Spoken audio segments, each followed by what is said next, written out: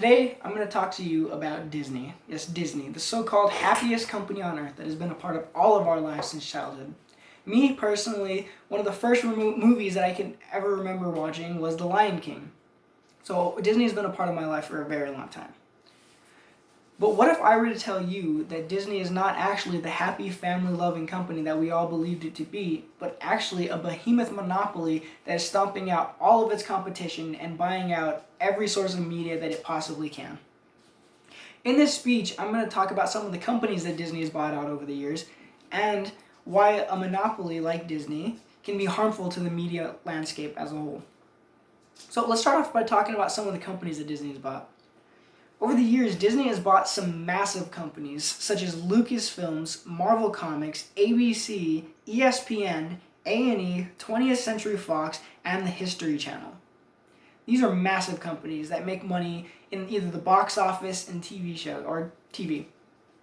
So Disney is making a lot of money off of these companies that it's overtaken over the years. In an article I found on the Wiley Online Library, the term media monopoly is a concentrated control over major mass communications within a society. So Disney is taking control over every source of media that it can possibly get its hands on. You know, from TV to sports to movies. In an article that I found by Kimberly Amandia, some of the cons of a media monopoly are: 1. Declining product quality. This may be a suggestive argument, but me, like a lot of other people, believe that franchises like Star Wars and Marvel have been lacking and declining in quality with every introduction to the series. So the past 3 Star Wars movies have lacked in creativity, and it is very evident. So the second one is a loss of innovation. Like I talked about in the last one, franchises like Star Wars and Marvel are lacking in innovation. Like, the past 3 Star Wars movies have basically been an exact repeat of the original trilogy. An orphan on a desert planet that becomes a Master Jedi and kills the Sith Lord known as Emperor Palpatine. Sounds exactly like Luke Skywalker's journey. And then, if you watch these Marvel movies like I do, you'll notice that almost every movie is exactly the same with a different costume. Okay, and the last one is a lack of competition, and this is a big one.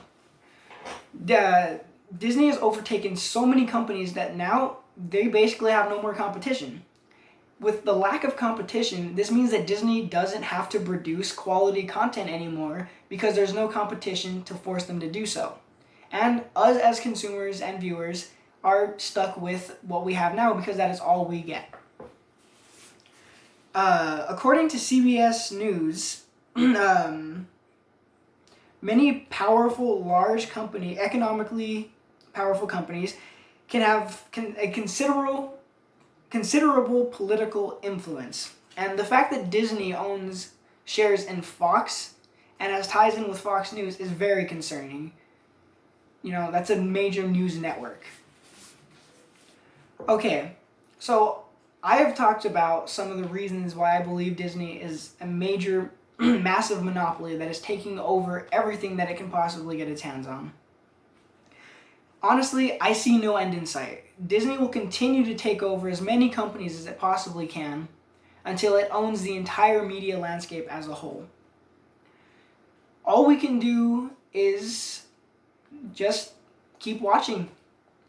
Disney will eventually take over companies like probably, Warner Brothers Studios, and eventually own DC Comics, so the entire superhero world is going to belong to Disney.